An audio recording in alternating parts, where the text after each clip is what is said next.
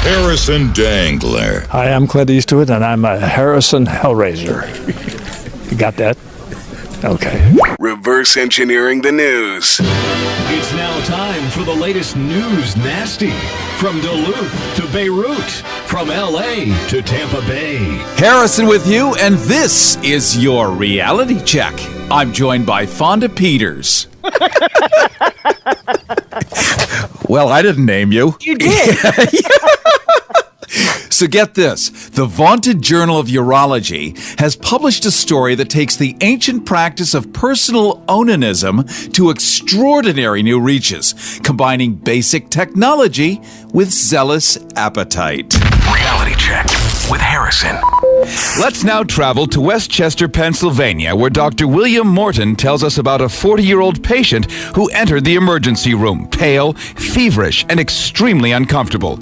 According to Dr. William A. Morton, Jr., the patient, a Mr. Donald Kolodnik, well, he had begun the regular practice of masturbating by holding his penis against the canvas drive belt of a large floor-based piece of running machinery.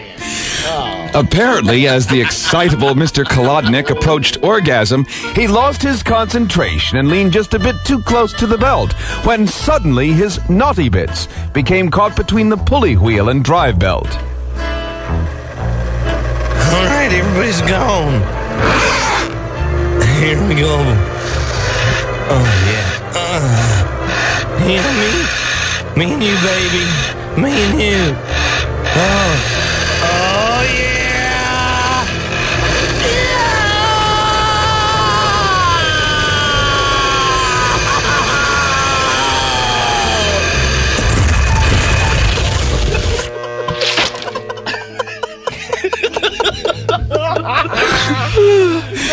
As the poor fellow wobbled in hideous agony and dizzy stumbles, he knew he had to seal his scrotum shut somehow.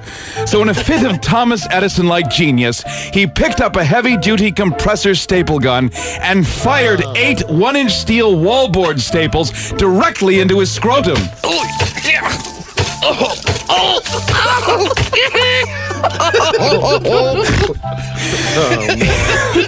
It wasn't until several excruciating days later that the 40-year-old Mr. Kolodnik finally entered the hospital, whereupon Dr. Morton Removed his trousers, shorts, and 2 or 3 yards of foul-smelling stained gauze wrapped about his scrotum. It was swollen to about twice the size of a grapefruit and extremely tender. So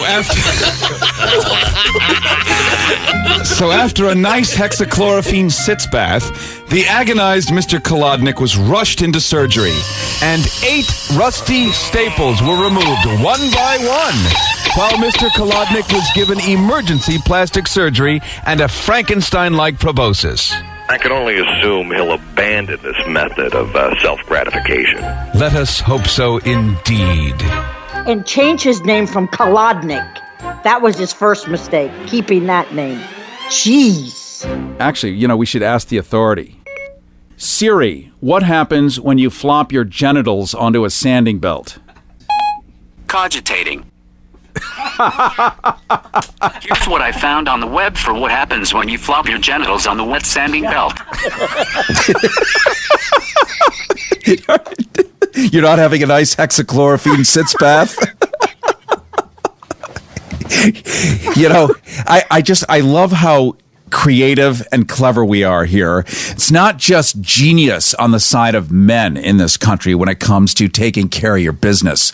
Women have, a special, let's say, connection with nature and everything around them, and can achieve the same skills when it comes to vaginal prophylaxis. Oh, please.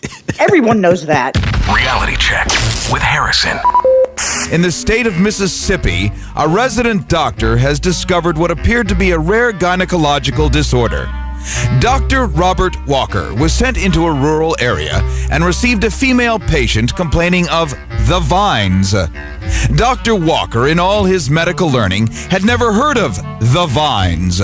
So he asked the 425-pound woman to peel down her panties so that he could inspect her perianal region.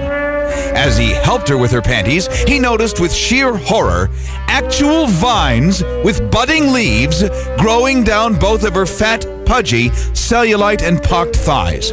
Shocked and aghast, he recoiled in stunned and utter disbelief, for there before him was a cluster of living vegetation sprouting from the woman's reddened inguinus. I have the vines. Yes, madam, all right, if you just remove your panties.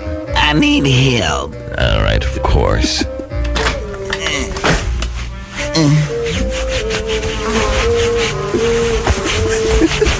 Oh, my.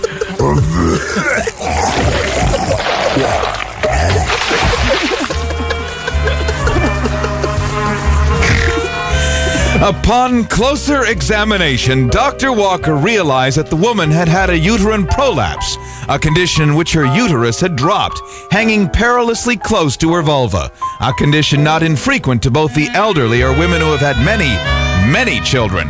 But what about the vines, you ask?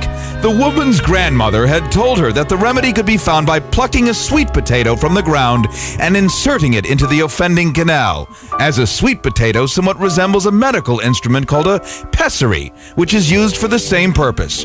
But after an entire month's time of internal heat and moisture, the sweet potato had germinated and blossomed with a maddening appetite. And of course, on the other hand, were the roots feeding off her prolapsed uterus.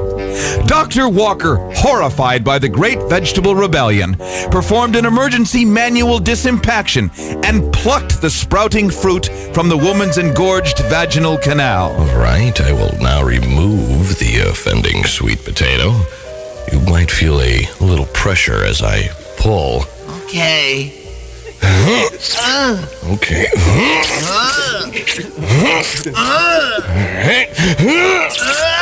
Let me just put my foot on your stomach and... My.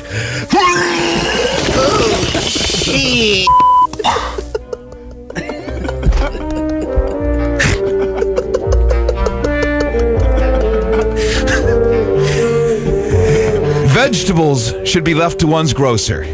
And instead, one should always seek medical advice immediately should one notice a case of the vines. These home remedies may not always be the cure of choice. You know that's right. Oh my God. You lost me at engorged something. Vulva. There we go. But if you want to go beyond home remedies, you need to look no farther than Mio, Michigan, because that's where two priests were sent to develop legitimate careers in order to avoid lawsuits for groping countless kiddies behind the wine and crackers shelf. According to the USA Today, the two former priests were, quote, running a training ground for showcase dogs and dog handling students. And it was there that the two dog handlers used a couple of beribboned Pomeranians as bait for some teenaged girl dog lovers who took interest in their canines. But the nefarious dog handlers are now charged with inappropriate conduct and are also being sued by animal rights groups for myriad debauches which have yet to be discovered. Only in America. Dog handler McCrae. Oh, Father! No! Dog trainer Matthias, that's right. That's me. You know, we sure have been working a lot of jobs lately. Well, you know, we can't be priests for the rest of our lives. We have not, get a career. We're not priests anymore because that would be offensive. We're not offensive now here. Not a bit. Oh, heel! Damn it! Damn it! Stop beating that poodle! Damn it! Stop kicking that poodle! Oh, that's an Irish setter. It's a beautiful dog. Oh, I'm sorry, I forgot he's Irish. I'm sorry. Will you sober up and stop kissing that beast? Will you stop sticking your tongue in that dog's throat? Yeah, hey, that's good. You want to try that? Uh-oh. I know that look when your eyes start popping out. Look down the road there. You see what I'm saying? Oh, it's teenagers. Oh, a couple of hot little honeys. Little chicken. Little girls. Hey, honey. Over here. I want you to look at Fifi and Martini, our two Pomeranians. We have a couple of dogs here for you, baby. Oh, come here. With big pink tongues. Oh, that's right. They're not coming over. What should we do? I don't know, but I want to watch that poodle hump your leg. Okay, here he goes. Here. You gotta talk him into it here. Just start scratching his leg like this. There, by his belly. He likes that. Look at that. It looks like a little lipstick dispenser, doesn't it? Oh, that's chapstick. Here, put some on your lips. Pink crayon, a Crayola. All right, he's going now. I look like Marilyn Monroe now. Oh, he's got my leg. He's going to town here.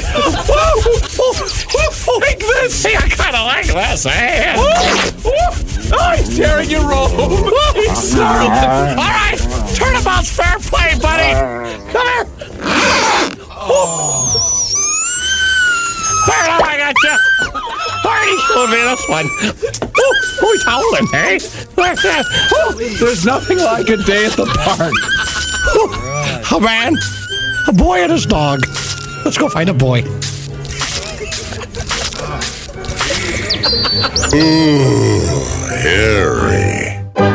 Listen, while it's still legal. To Mr. Donald Kolodnik. Well, he had begun the regular practice of masturbating by holding his penis against the canvas drive belt of a large floor-based piece of running machinery.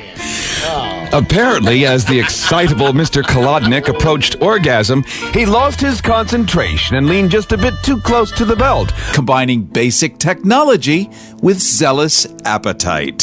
Reality check with Harrison. Let's now travel to Westchester, Pennsylvania, where Dr. William Morton tells us about a 40-year-old patient who entered the emergency room, pale, feverish, and extremely uncomfortable. According to Dr. William A. Morton, Jr., the patient... Harrison Dangler. Hi, I'm Clint Eastwood, and I'm a Harrison Hellraiser. You got that? Okay. Reverse engineering the news. It's now time for the latest news nasty. From Duluth to Beirut, from LA to Tampa Bay. Harrison with you, and this is your reality check. I'm joined by Fonda Peters. Well, I didn't name you. You did.